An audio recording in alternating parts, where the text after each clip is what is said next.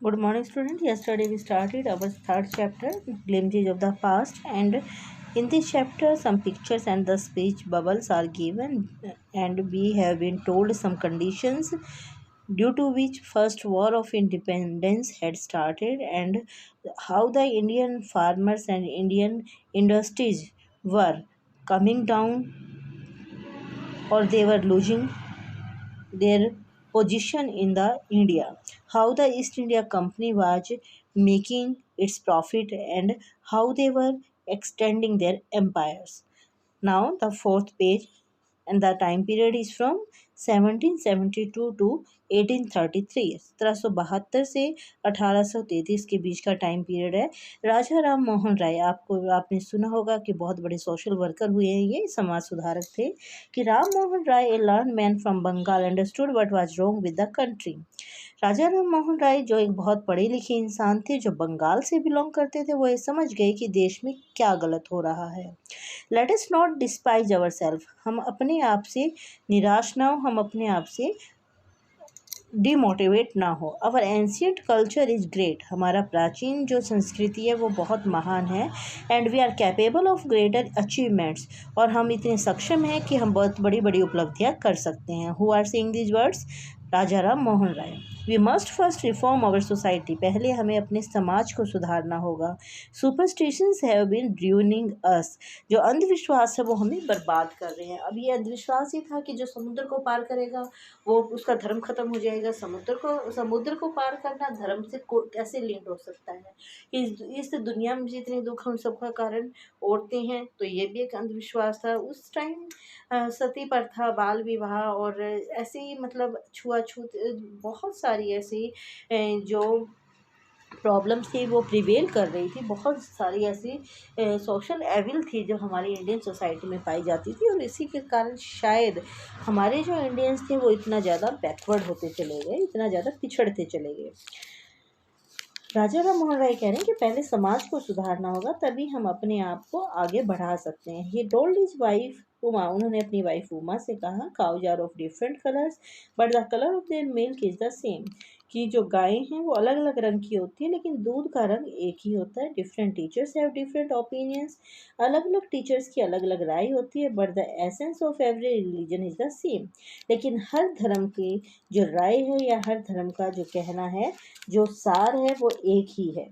He was attracted by science and modern knowledge, जो राजा राम मोहन राय थे वो साइंस से और मॉडर्न नॉलेज से बहुत ज़्यादा अट्रैक्ट थे, बहुत ज़्यादा प्रभावित थे। Knowledge should be practical and scientific, उनका क्या कहना था, जो ज्ञान है वो व्यवहारिक होना चाहिए और वैज्ञानिक होना चाहिए। He started newspapers but the suspicious British stopped them in 1823, उन्होंने न्यूज़पेपर शुरू किया लेकिन जो शक्की अंग्रेज थे उन्होंने उसे 1823 में रोक दिया। दैट मीन्स कि वो लोगों को मोटिवेट करना चाहते थे। उन्हें पता था कि अगर मैं कुछ लिख कर उस किसी पेपर पर या कुछ ऐसे लोगों को समझाऊंगा तो शायद लोग उसे समझ जाएंगे, लेकिन जो ब्रिटिशर्स थे उन्होंने इस चीज़ को अलाउ नहीं किया। He cross the sea and went to England to see what made the British powerful, उन्होंने समुद्र को पार किया और वो इंग्लैंड गए ये देखने के लिए अंग्रेज इतने ताकतवर क्यों थे। देयर ही टोल्ड देम, उन्होंने वहाँ क्या बताया, we accept you as rulers, हमने आपको अपना राजा तो मान लिया है, and you must accept us as subject, but you must remember the responsibility a ruler owes to his subjects, और आपने भी हमें अपनी सब्जेक्ट्स की हमें अपनी वस्तु मान लिया है या हमें अपने अधिकार में मान लिया है, लेकिन आपको ये याद रखना चाहिए कि एक राजा की अपनी प्रजा के प्रति क्या जिम्मेदारी होती है। यानी कि वो कहते हैं कि हमने आपको राजा मान लिया, आपने हमें प्रजा मान लिया, लेकिन एक राजा का कर्तव्य क्या होता है प्रजा के लिए, वो आपको समझना चाहिए। Now this is the operation, operation का मतलब किसी को उत्पीड़न करना, किसी को तकलीफ देना। Time period is from 1765 to 1835, but the British continue to oppress Indians, लेकिन जो अंग्रेज थे वो लगातार भारतीयों को शोषित करते रहे, उनको एक्सप्लॉइट करते रहे, उनको उत्पीड़न देते रहे, तकलीफ देते रहे। इन 1818 they had passed regulation third, under it an Indian could be gelled without trial in a court. 1818 में उन्होंने रेगुलेशन थर्ड जो था वो पास कर दिया, और इसमें क्या था कि किसी भी भारतीय को अदालत में मुकदमा चलाए बिना ही जेल में डाला जा सकता था। यानी कि उन्होंने वो अधिकार छीन लिया कि जो भारतीय थे अगर वो अपने आप को सही साबित करना चाहते हैं तो वो कोर्ट तक नहीं जा सकते थे। विदाउट एनी ट्रायल, किसी मुकदमे के बिना ही उन्हें जेल में भेजा जा सकता था। All the time, British officers in India drew big salaries and also made fortunes in private business. उसमें जो ब्रिटिश अधिकारी थे, भारत में जो ब्रिटिश अंग्रेज अधिकारी थे, वो बहुत ज़्यादा तनख्वाह लेते थे और वो अपने बिजनेस में भी बहुत अच्छा कमा रहे थे। By 1829, Britain was exporting British goods worth 7 crore rupees to India. 1829 तक जो ब्रिटेन था वो भारत में लगभग 7 करोड़ रुपए का अंग्रेजी सामान भेजता था, यानी कि इतना ज़्यादा वो एक्सपोर्ट करने लगा था। The British prospered on the company's loot while Indian industries began to die. Prospered होता किसी चीज़ का फलना फूलना, यानी कि और भी ज़्यादा उसमें डेवलप होना। जो अंग्रेज थे वो अपनी कंपनी की लूट के कारण फल फूल रहे थे, यानी कि वो और भी ज़्यादा अमीर हो रहे थे, लेकिन जो भारतीय उद्योग थे वो ख़त्म होना शुरू हो गए। Governor general Bentinck reported back home, the bones of cotton weavers are bleaching the plains of India.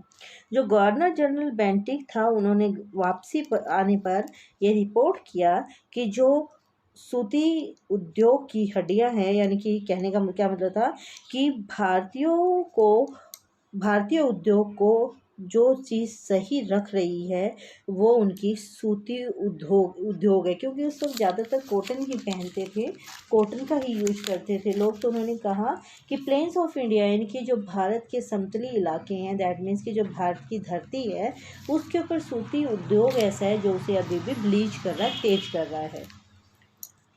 Dissatisfaction time period is 1835 to 56, यानी कि 1835 से 56 तक। असंतुष्टि, डिससेटिस्फेक्शन था असंतुष्टि। Education in India was in Persian and Sanskrit. Bharat में जो एजुकेशन थी वो पर्सियन में या संस्कृत में थी। इन 1835 इंग्लिश में नेम्ड मैकाले सजेस्टेड ए चेंज। मैकाले जो अंग्रेज़ था उसने 1835 में एक बदलाव के लिए किया। अगर देखा जाए तो पहले हमारी सारी एजुकेशन जो थी वो संस्कृत या हिंदी में होती थी। We were able to know more things about our religious scriptures and more thing about our past India. हम बहुत अपने भारत के अतीत के बारे में, उसके वेदों के बारे में, ग्रंथों के बारे में बहुत कुछ जान पाते थे। बट जो अंग्रेज़ थे उन्होंने ही इस एजुकेशन को चेंज किया था, because they wanted clerk from us, क्योंकि उन्हें हमने से क्लर्क चाहिए थे। वो चाहते थे कि हम अपनी बेसिक नॉलेज से दूर हटेंगे, तभी सिर्फ हम पैसे के बारे में सोचेंगे। तो जो मकाले था उसने एक सजेशन दिया कि हमें एक बदलाव करना चाहिए। We should teach the natives through the English language. I agree. उन्होंने क्या कहा कि हमें यहाँ के लोगों को इंग्लिश में पढ़ाना चाहिए। English education produced clerks to whom the British gave petty jobs under them। अंग्रेजी पढ़ाई के कारण क्या हुआ कि उन्हें क्लर्क्स मिलने लगे, जिसे अंग्रेज अपने अधीन बहुत थोड़ी थोड़ी तनख्वाह पर काम पर रखते थे। Incidentally it also produced a new generation of intellectuals. लेकिन एक चीज़ और भी हुआ कि इससे एक नई पीढ़ी का निर्माण हुआ जो इंटेलेक्चुअली किसी भी चीज़ को सोचती थी, यानी कि बौद्धिक स्तर पर किसी चीज़ को सोचती थी। We must educate our brothers. हमें अपने भाइयों को पढ़ाना चाहिए। And try to improve their material conditions. और उनकी जो आर्थिक स्थिति है उसे भी सुधारना चाहिए। For that we must convey our grievances to the British parliament. और यही कारण है कि हमें ब्रिटिश पार्लियामेंट में हमारे दुखों के बारे में बताना चाहिए कि हम किन तकलीफ़ों में हैं, हमें क्या प्रॉब्लम है। By 1856 the British had conquered the whole of India। अब देखिए, जब हमने सेकंड पेज पर हमने पिक्चर देखी थी तो हमारा येलो पार्ट बहुत ज़्यादा था जबकि पिंक पार्ट बहुत कम था। लेकिन अगर हम 6 पेज पर हम देख रहे हैं कि 1856 तक अंग्रेजों ने लगभग पूरे भारत पर जीत हासिल कर ली थी। अब येलो पार्ट कम है और पिंक पार्ट ज़्यादा है। They care little about the needs of Indians. लोगों के अंदर धीरे धीरे जो था वो विद्रोह बढ़ रहा था, यानी कि देवर बिकमिंग रेबिलियंस। उनके अंदर जो विद्रोह था वो विद्रोही बन गए थे।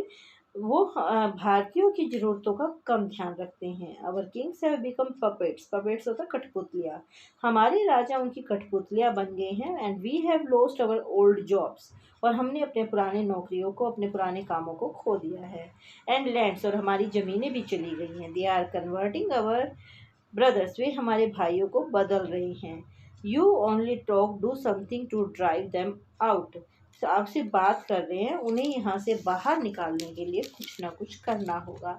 यानी कि अब इंडियंस को थोड़ा सा समझ आने लग गया था कि what the British want from them, कि ब्रिटिश उनसे क्या चाहते हैं। और धीरे धीरे जब उन्हें उनकी पॉलिसी समझ में आने लगी, तब उन्हें लगा कि हमारी तो इंडस्ट्रीज, हमारी लैंड्स, हमारा कंट्री सब कुछ ख़त्म होता जा रहा है। We are not capable to do anything according to our own desire, कि हम अपनी मर्जी के हिसाब से कोई भी काम नहीं कर सकते हैं। We are becoming the slaves of Britishers, हम अंग्रेजों के गुलाम बनते जा रहे हैं। Then they start to join themselves, उन्होंने आपस में एक दूसरे को ज्वाइन करना शुरू किया, एक दूसरे से मिलना शुरू कर दिया। And they discussed about the policies of the Britishers, उन्होंने ब्रिटिशर्स की पॉलिसीज के बारे में डिस्कस करना शुरू किया।